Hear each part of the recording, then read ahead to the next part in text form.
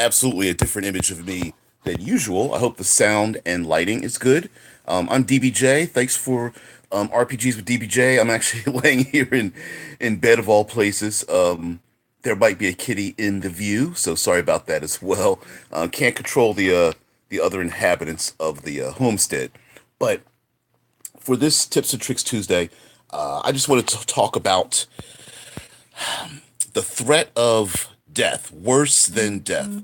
Um, there's something, there's this weird extremity in the RPG community about the the idea that if there's no threat of death, then the game doesn't feel gritty enough. That the setting isn't quite survivalist if a player character does not die. And I think there's something, I think there's middle ground to be explored as to what is considered death and what is considered lethality. What does a survivalist game encompass? Now, if you guys have already known, I've done a review with the creators of the Cryfoth setting. Hey, good morning there. What's going on, man? Um, so I did a interview with the creators of the Cryfoth setting, Connor and Megan, and I also did a review of their book individually, did a page through. And games like that Cryfoth setting, Dark Sun, Conan, any of these like post-apocalyptic settings, yeah, that believe me, there'll be a cat in the screen pretty shortly. Any of the Cryfoth settings uh, exhibit some, though there are no, or for game masters who feel like they're forced to create situations where their players um, are threatened or killed. Hey, what's up, Vince?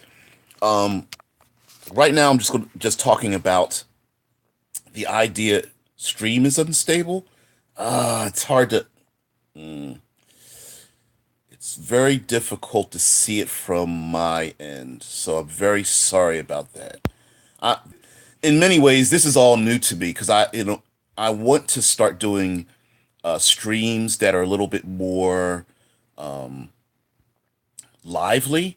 Might do a walk around. Might do some streams from my backyard. I'm actually considering doing streams from local castles. So this is just kind of like an experiment because I can do it from the safety of my own home. Vince says, "Is worse than death a proper English sentence? Shouldn't it be worse? Yes, it should be worse than death, not worse than death. That's what I get for quickly typing and spell check. Yeah, I'll change it. Yeah. Um, and I actually caught that. I was just like, oh, damn it. So, okay. So I think some things that are worse than death are loss. And if you consider some of your favorite media, for example, like if you're into comic books, favorite television shows, some of your favorite um, uh, movie characters, anything in mass media where you find that a your favorite character is in life and death situations, you know James Bond is not going to die at the end of the movie. Even spoilers, if you haven't seen Avengers: Infinity War, you know that even though many of these characters have died, they're going to come back, and you know Spider-Man's not dead. You know Black Panther's coming back. We all know these things, but there are still stakes, right? So, um, and sometimes the threat of death can actually ruin um, a movie. There are many people who hated the fact that Luke Skywalker died at the end of Last Jedi. There are people who hated the fact that Han Solo was killed in The Force Awakens. So there are things that we can, plenty of things we can replace them with. For example, There's loss of reputation. There's loss of ability, physical ability, and of course, there's loss of resources. So when it comes to reputation, that one, despite the fact that sometimes it may not seem like the worst one, can really feel can really hit somebody in the gut. Take any kids being picked on in school, and just imagine high school and the rumor mill, and you will feel that loss when you're embarrassed. Someone steals your thunder. Someone steals your best idea or your best joke, or someone steps in front of you to achieve a spotlight that you feel was you deserved, or just having your reputation sullied.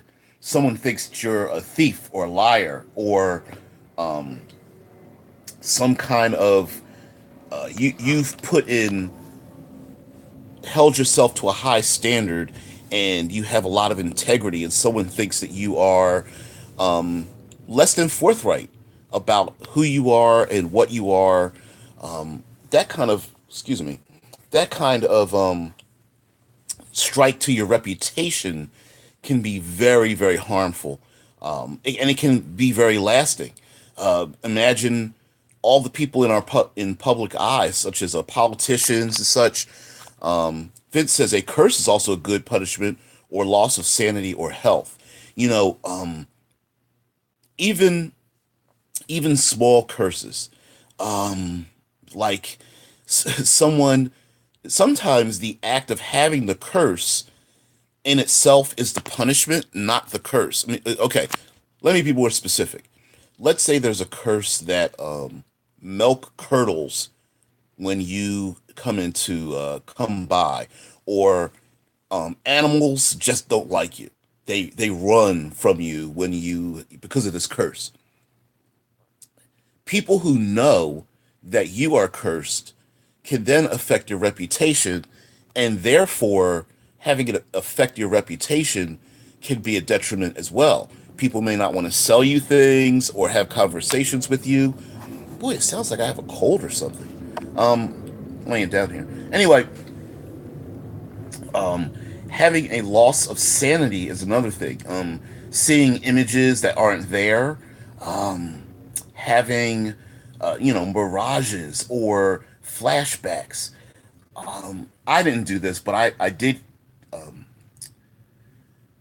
think I heard it in a live play where a player character was unable to save a small child, and the game master inserted the small child periodically in the background, um, as the player character was adventuring, and it really got to them. Not in an emotional like I hate this game, but it got to the player like, wow, I really I really should have tried to save the child instead of just, hey, I'm going to attack the Umber Hulk.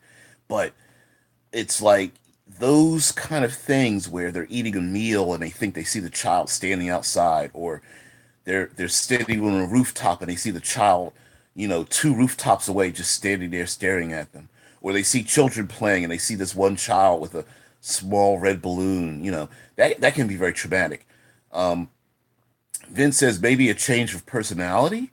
Blades in the Dark does this where you get a trauma and get bonus XP when you act it out. Yeah, I love Blades in the Dark. But yes, trauma is a great thing. And especially if it's not punishment, but like Blades in the Dark, Fate, fifth edition, where you can earn inspiration, where you have this negative trait, and if you act out the negative trait, you get a benefit from it. You get inspiration, you get a fate point, you get a Benny, something like that. It can encourage your players to act out those losses. Same thing with the loss of and by the way, loss of sanity does not necessarily mean becoming crazy. It could just be a matter of a loss of mental faculties temporarily. So it could be confusion, memory loss, disorientation. It could be forgetfulness. It could be hyper focused or paranoia or something of that nature, as well as as of course going deeper and having permanent psychoses. But because all of us go through mental exhaustion essentially, as opposed to physical exhaustion, many of us get tired, we get sleepy, or we get forgetful, or something of that nature. Also, with physical trauma, you have everything from scars, wounds, broken bones, recurring pain, infection. Vince says, "Why does this remind me of The Last Jedi?" Not the best example. Oh, yeah. See, again, yeah, it's not the best example, but because I know for some reason that movie just triggers people. But in many ways, thinking of the Last Jedi, here you have Luke Skywalker who is traumatized because of the darkness that grew in someone who's a blood relative, and he didn't know. He felt like he was being forced to get to the point where he would have to kill his own blood relative. Like, why would he? Yeah, he's got to kill the child of his sister and his best friend, and he didn't want to. I understand that rubbed people the wrong way, but the point is that a person can feel loss and feel that grit, feel that reality without necessarily having to be threatened physically that have their character die. Um, having Let's see if I can hold this in my other hand. There we go. Having the physical exhaustion, heart palpitations, getting the wind knocked out of you, choking and being blinded, being deafened, all these things can, depending on their duration, can really extend the grittiness. I mean, some would say that they would rather have their character die. Can is less less of a punishment than having them lose a limb or something like that. Des says having a kid that seems to be odd can give you an intimidating look is frightening in and of itself. I don't know about it's true. It's very true. Um, having like just having inserting into your game the idea that things that may seem extremely temporary have an extended duration to them. So, for example, someone may say like someone fails a roll and they twist their ankle, and you say yes, you can heal the points on your character sheet, but the ankle's going to have to last an hour or something. And mind you, discussing this with your players, ahead of time, like the healing the points, no big deal. Healing a broken arm, it's gonna take 5 hours, a week, 2 months, whatever the case may be. On the surface, may not seem like a big deal, but at some point, I'm sure that there are many players who are just going to think to themselves like, maybe this wasn't such a good idea to agree to something like this. Where the act of just dealing with the loss of ability. Maybe one eye gets blinded and they have to find a healer, and then their twisted ankle is slowing them down, and then their frozen fingertips preventing them from carrying something, and then the pain from a broken rib is digging into their lung, and so now they can't breathe well, and it starts stacking on and on and on. I think that kind of grittiness, the struggle to survive, in whether it's a harsh environment or survive combat or survive in a political sphere because of their reputation. I think those things could be very, very intimidating when they stack upon themselves, and in many ways can be a little bit intimidating for a game master or a dungeon master when they are the ones who have to record all these things. It's like, okay, player one has got 3 injuries and 1 sanity loss, and then player two has 2 physical injuries and 3 losses in, reputation or something. That can be a little daunting for a brand new game master, but I think it also could be very, very rewarding. So, anyway, I just wanted to bring up the fact that there are some things worse than death, not worst than death. Uh, that loss, great loss, whether it's from loss of family, friends, reputation, whether you're accused of a crime, or that a person has maybe lost, they have a loss of their like reputation within their own faction. So, for example, a criminal in a criminal organization that isn't trusted anymore, or has been passed over for someone that they think is greater, and then loss of physical ability as well, and then resources, losing a weapon, losing money, losing a house, losing a safe haven, losing connections with people. Um, losing a favorite weapon is a big deal. Losing their armor, um, struggling very hard to find food and water and losing that. Prue says putting your players in a bad situation where they see no way but to make a choice that is going to haunt them forever. Right? Maybe post-apocalyptic like zombie games are games. Geez, zombie media is rife with this. Right?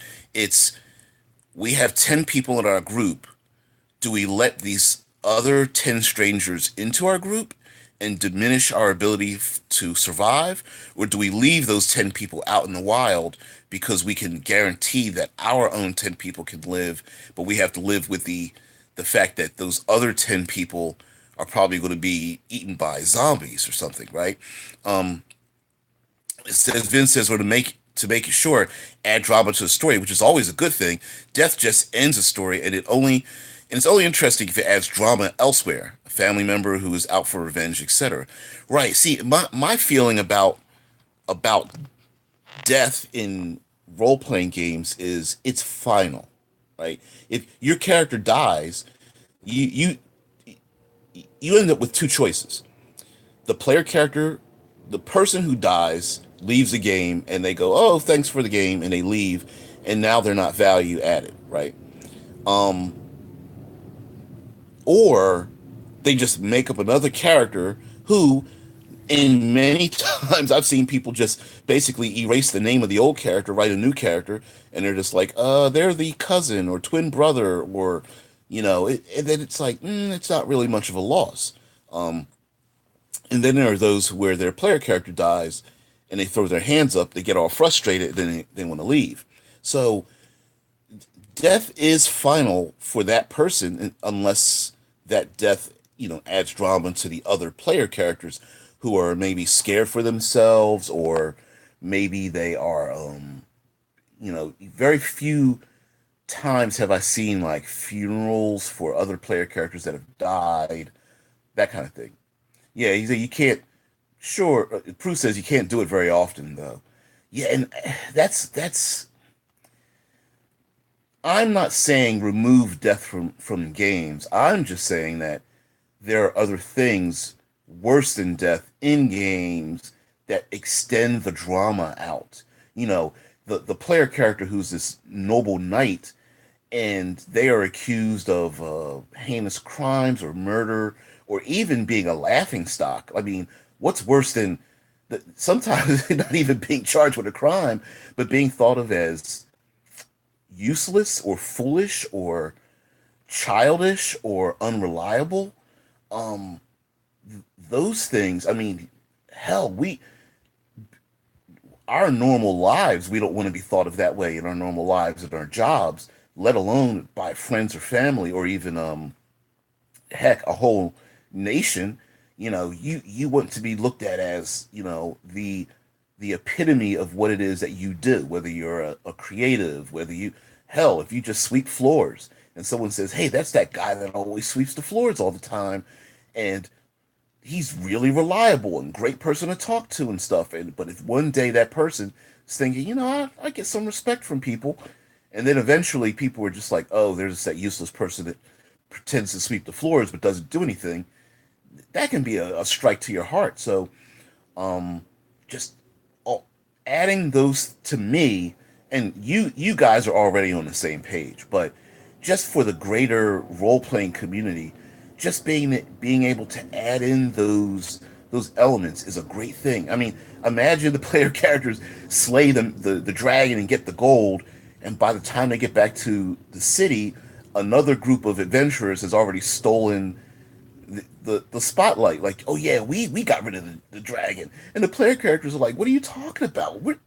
And when they get there, everyone thinks that they're the liars because another group of adventurers has already claimed to have killed the dragon ahead of time, and the players are like, well, we've got the gold and the magic items, and they're like, oh, you probably stole that from the first group that came into town. Or maybe there's songs being sung about the adventurers, and the players are like, wow, we've got songs made about us. And then someone inserts the names into the song, and the names are nothing like the player characters. And they're like, wait, who are these other people? You know? Um, Vince says the thing is you have to add things first to take them away from them. And it always feels weird doing that. I once had a campaign that started by the destruction of a city. The PCs were the only survivors. They hated it. All NPCs they just got to know died. That dude, that is a difficult, very difficult balancing act because you're right. They have to have something in order to have that loss. Now you could do it slower, or meaning like instead of the complete, say, complete destruction of their family or friends, or destruction of their favorite weapon, it could be taken away temporarily. The their armor and sword is lost in the destruction of the city. They have to scramble through the city to find it or something. Or someone stole it and they got to hunt them down to get it, their family sword back and their honor back or something like that. Um, Dessa says, "What about returning from death? If they were in heaven, the prime material plane seems worse. Like, why did you bring me back? I was so happy there. If they were in hell, they remember it like PTSD. If your players are down for that, see, that's a great. Instead of just going to the resurrection store and bringing the player back from death, having having something follow them back, whether it's psychological harm, is awesome, or having something physical follow them back, and they have to deal with the fact they went to this other place, they crossed over, and something, as long as they are, this other thing back is alive too. Um, yeah, track this street. Tesla says, yeah, you have to make sure the players are okay with it. It says, yeah, maybe they hate being adventurers and just get resurrected all the time because they're just so good at what they do. Yeah, they could be completely exhausted. They're like, I don't want to kill another dragon. And all the people are like, well, we gathered some gold and got you resurrected. Now go back out there and fight some more. And the players are like, I don't want to do it anymore. I'm tired. that that's kind of hilarious in many ways. Like, so I would love to see that, like, in a little um uh improv short where the players are just like, they're completely dead. They've gotten hit with arrows and swords and burned, and the priest comes by and resurrects their great heroes, and the heroes are like, oh no, not again. Like, we have yet one more great war that's going to destroy everything. And their players are like, didn't we have just nine other world-ending events? Yes, but this is the 10th one. This one's really serious. Yeah, that would be hilarious. That over and over. Maybe even the enemies are like, "Oh no, they're back again. We just killed them." The Lich is all pissed off and tired. Like, Fine, fine. Here's my phylactery. I'm just bored with you guys. But yeah, I mean, just I think sometimes we as creatives love to find, yeah, why won't you just die? Die, die, die, die, die. You know, I think sometimes creatives we when we sit in our armchairs and we talk to each other like this, that we love to find out the answers to things and having open-ended open-ended and things that are not answered, such as like, you know, does will the player character deal with the loss of their cousin, or will the wizard get back to the covenant to, get yet another spell book or something, or will the thief reputation in the thieves guild, be repaired. A lot of times we want to get to the end result, like, okay, fine, fine, fine, my reputation is ruined, what do I roll to get it back, right? Like the immediacy. And I think we miss a little bit when um, we're not able to basically something I said many, many, many, many videos ago was like, when in doubt, role play it out, right? Sometimes we want the answers, and the players want the answers, and we don't have the answer. So that's where the drama comes in by acting out, role playing out those events. One player character may not care that people laugh at them when they come into town. Another player character might be like, "Hey, man, I would have rather you killed my character than make me the laughing stock of the town." You know, um, where there's like bards, dressing up in clown makeup, making fun of them, making fart noises because the knight is such a foolish person or something. Like, whoa, whoa, whoa, that hurts, man. Like, wow, I get that in school. I get that at work. I don't need that in my role playing game. So I would say be careful with that, but allow it to grow out organically and maybe just insert just little bits. You know, don't make it so harsh where you're like, oh, your whole family's dead. Don't do that. But um coming back into town and they go to their favorite inn and someone stands at the door with their arms folded and they're like, you're not welcome in here. And the players are like, what? We've come into this inn plenty of times. Why aren't we welcome back into our own, abode? We love this place. And then letting that story play out. Maybe people don't answer them right away. They have to figure out what's going on. And then maybe a person who's a master of disguise or a doppelganger has been living as them and doing embarrassing things or committing crimes or just sullying their reputation. And they have to find this person and not just find them and kill them, but to now they have to go through the process of rebuilding their reputation. So, yeah, well, we're almost at a half hour mark. I didn't want to go too deep on this, and I know, I'm kind of like videotaping like the inside of my nose because I've got like the high nostrils, and you guys don't really want to see that. And it does sound like I have a cold when I'm laying down, and I never realized that. So we'll try these kind of things because I really want to start doing like an around in town because here in Central Ohio we actually have quite a number um, quite a number of castles, and I'd love to introduce you guys to them as well. You can't see anything weird, Vincent. Yeah, this image is weird because I'm looking at myself like, what the hell's going on? Anyway, um, um, guys, I'm not going to keep you too long. Thank you for joining me. Thank you for being a fan. Thank you for like deep diving with me. I know this isn't necessarily the best video format to do these things in, but I love like I guess my vlogcast is my way of describing it. So I love just like taking an idea, deep diving into it. So I really appreciate that. Um, Guys, you guys have a good one. Have a great day. Thank you for joining me, no matter what time period you are in your day. And everyone, take it easy. Thank you very, very much. Have a good day.